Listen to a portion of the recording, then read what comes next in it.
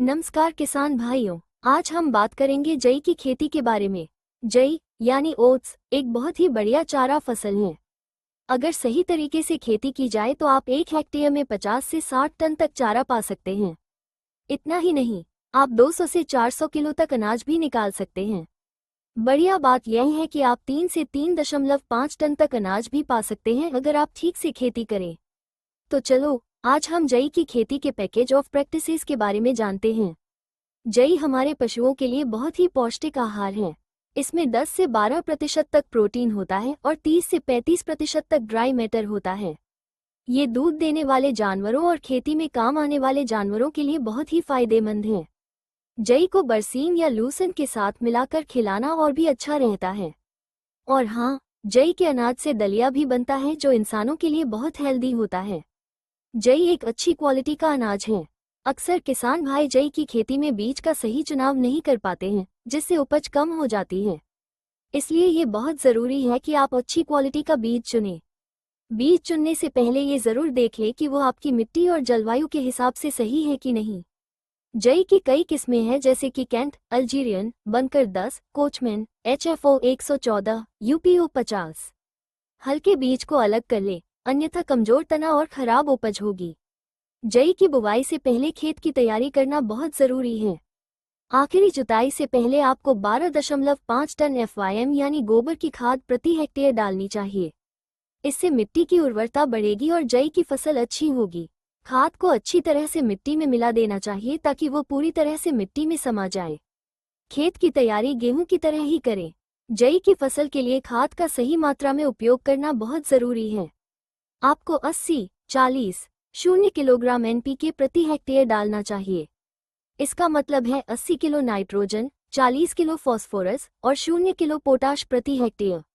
सही मात्रा में खाद डालने से फसल की बढ़वार अच्छी होती है और उपज भी बढ़ती है। खाद का इस्तेमाल मिट्टी की जांच के अनुसार करना चाहिए। फॉस्फोरस यानी P की पूरी मात्रा आपको बुवाई के समय ही डालनी चाहिए। फॉस्फोरस जड़ों के विकास के लिए बहुत ज़रूरी होता है और बुवाई के समय डालने से यह जड़ों को आसानी से मिल जाता है। इससे पौधे मजबूत होते हैं और अच्छी तरह से बढ़ते हैं। फॉस्फोरस की कमी से पौधे कमजोर हो जाते हैं और उपज कम हो जाती है। नाइट्रोजन यानी न को आपको 3 भागों में डालना चाहिए।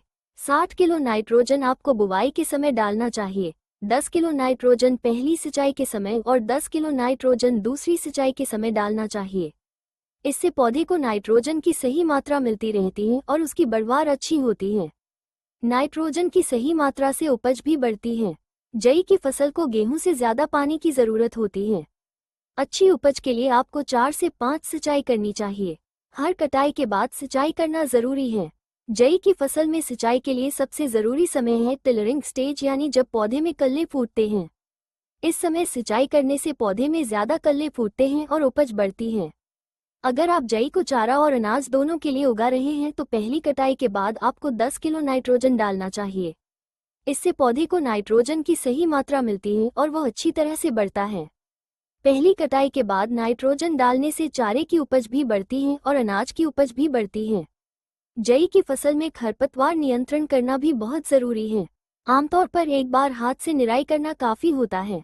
निराई करने से खरपतवार निकल जाते हैं और पौधे को बढ़ने के लिए जगह मिलती है। खरपतवार नियंत्रण से उपज भी बढ़ती है। खरपतवार फसल के साथ पोषक तत्वों के लिए प्रतिस्पर्धा करते हैं। जई की फसल को पकने में 120 से 150 दिन लगते हैं। कटाई का समय फसल की किस्म और जलवायु पर निर्भर करता है। जब फसल पूरी तरह से पक जाए तो उसकी कटाई कर लेनी चाहिए। कटाई में देरी करने से अनाज का नुकसान हो सकता है। कटाई के बाद फसल को सुखाकर अनाज निकाल लेना चाहिए। अक्सर किसान भाई कटाई में देरी कर देते हैं जिससे अनाज का नुकसान हो जाता है। अगर आप जई को चारा और अनाज दोनों के लिए उगा रहे हैं तो आपको 2 या 3 कटाई करनी चाहिए और फिर उसे अनाज के लिए छोड़ देना चाहिए। कटाई के बाद अनाज को अच्छी तरह से सुखाकर भंडारित करना चाहिए। समय पर कटाई से क्वालिटी वाला अनाज मिलता है। तो किसान भाइयों, जई की खेती करते समय 80-40-0 NPK प्रति हेक्टेयर, 4 से 5 सिंचाई और 120 से 150 दिन का ध्यान रखें। इन बातों का ध्यान रखकर आप जई की अच्छी उपज पा सकते हैं। जई की खेती से आप अपने पशुओं के लिए पौष्टिक चारा और अपने लिए हेल्दी अनाज पा सकते हैं। वीडियो को लाइक करें, शेयर करें और एग्रीप्लस चैनल को सब्सक्राइब करना न भूलें।